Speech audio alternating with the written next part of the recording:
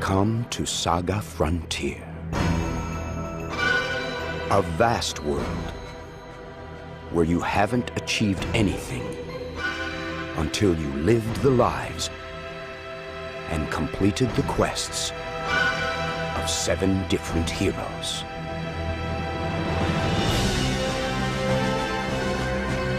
Could you kill your twin brother for magic? Or seek revenge for love?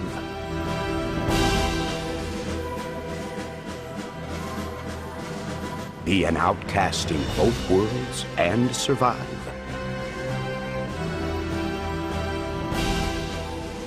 Conquer evil?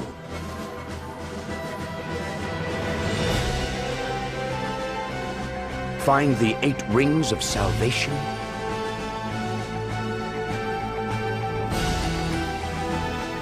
Execute the forgotten directive? Or quite possibly live your dreams?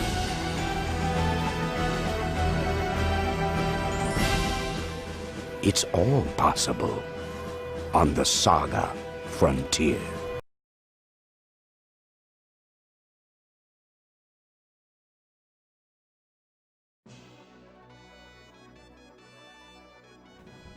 What up, y'all? Today, we're here to talk about Saga Frontier. In my opinion, one of the most unique, underrated games ever. I mean, I wasn't planning out a bunch of stuff, but I'm just gonna speak it straight from the heart. I mean, look at the intro, it's just beautiful. 1997, Squaresoft. If you know, around this era, amazing PS1 RPGs, there's so many good ones. Just get lost. You know, so I don't blame people for not knowing the greatness of it. But we're here to break it down today.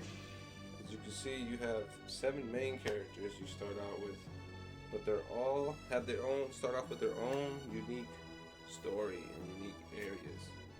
And then it all comes into one huge world with different regions, and the non-linear gameplay, to me, is just wonderful. You feel free the whole time.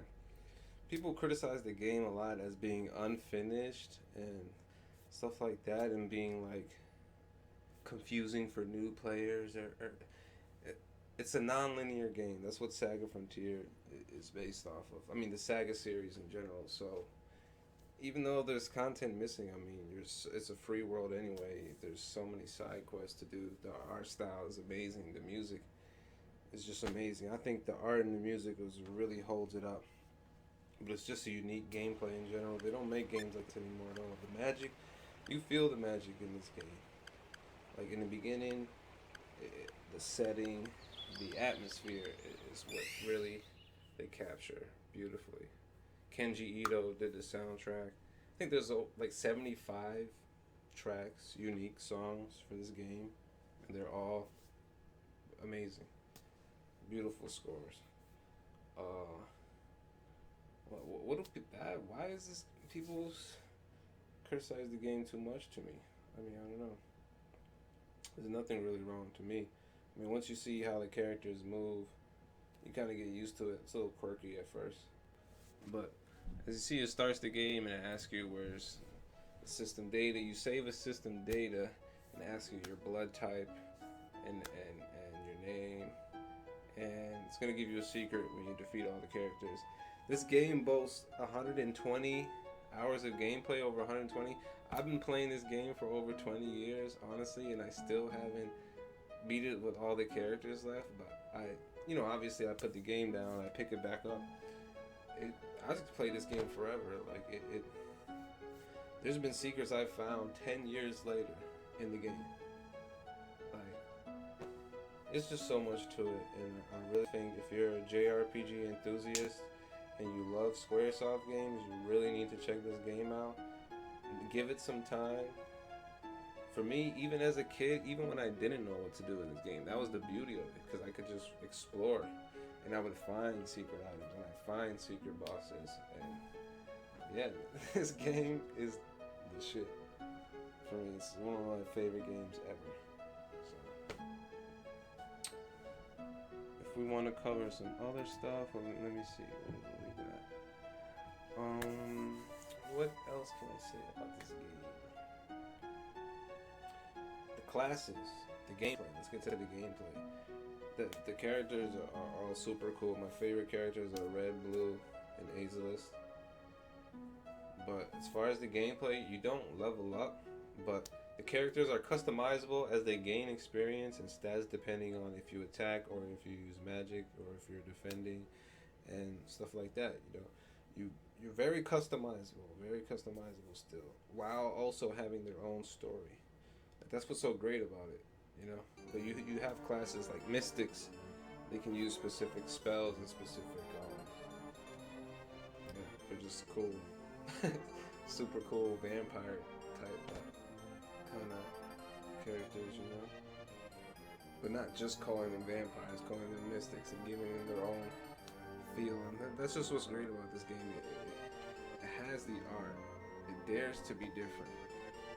Square during this era, they were free to kind of experiment, and this is the result. The whole team is killing it. It's just amazing.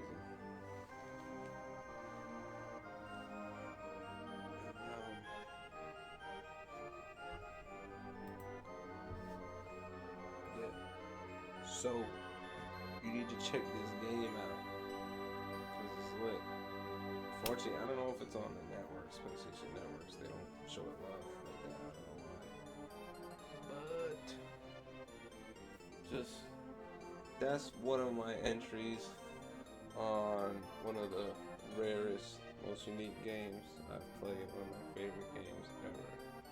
So I love this game. It's definitely one of the best in the Saga series, in my opinion. Other notable, Romancing Saga 3, where they just re-released. That's a great game. I love that game also.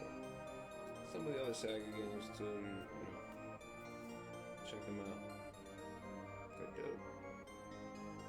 And so that's my first video.